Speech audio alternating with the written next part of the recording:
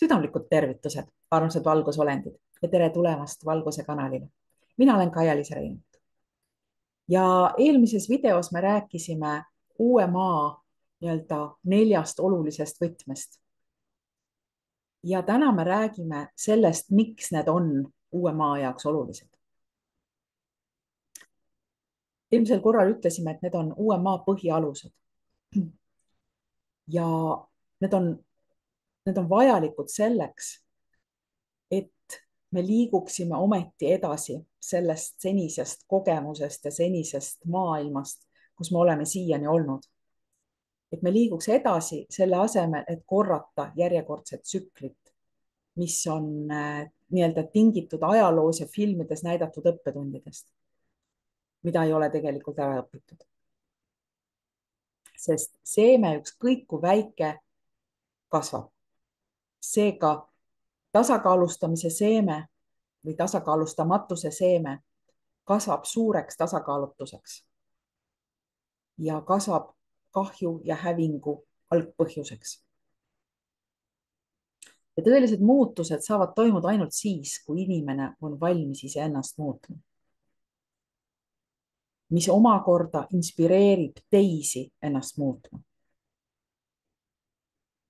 Sest see ei saa mitte kunagi toimuda teiste muutustele sundimise kaudu. Vana maa oli nii-öelda loodud just teiste sundimisele, karistamisele ja mitte enda vastutusele võtmisele. Uus maa on seotud aga eneseteadlikkuse ja teadlikkusega, mis on tugevalt seotud nende 4 põhivõtmega, milleks oli siis kooskõla, ühtsus, jumalik tingimusteta armastus ja tasakaal. Ja on seotud ka kaastundega ja omaenda vastutuse võtmisega. Paar näidet. Näiteks ajaloost. Iseasi, kas see on olnud tegelik ajalugu, aga vahet pole, näide on ta ikkagi. Prantsuse revolutsioon oli justkui revolutsioon vabaduse eest. Kuid hoolimata sellest tungisid prantslased peagi teistesse riikidesse. Ja ka näiteks Inglismaa kuninganna Mary esimene, tal olid tegelikult head kavatsused, kui ometi lõpetas ta kui verine Mary. Ja näiteks filmist üks näide,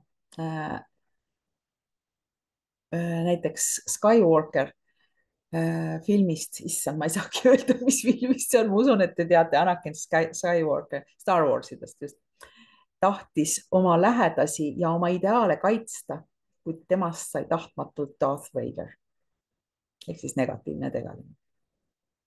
Ja siin nendes näidetes on tegelikult väga erinevad stsenaariumid, kuid tegelikult sama muster ja samad õppetunnid.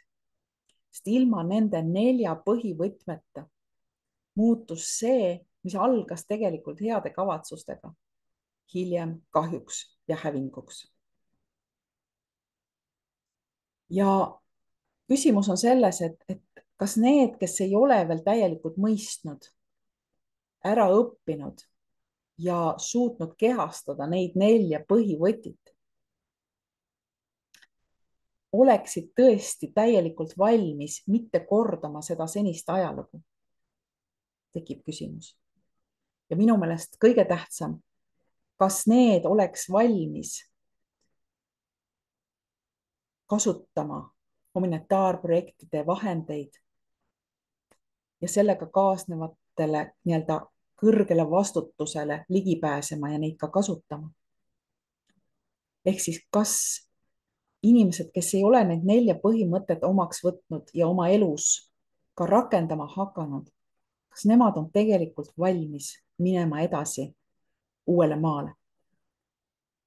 Sest inimese tasakaaluseisund on tegelikult tema nii-öelda energiajälg, energiamuster, mida ei saa varjata. Minu lemmikütlus on olnud aastaid juba, energia ei valeta kunagi.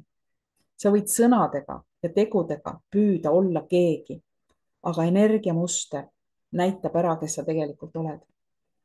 Ja need, kellel on 5. dimensiooni teadvus,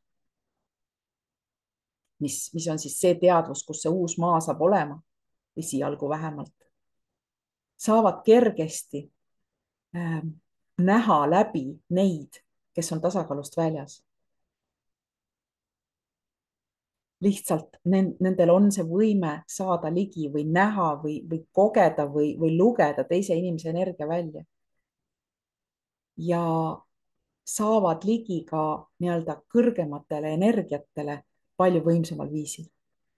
Nii et sellepärast on väga kasulik hakata, kui sa veel ei ole tegelenud nende 4 olulise põhivõtmega, milleks on kooskõla, ühtsus, jumalik tingimusteta armastus ja tasakaal.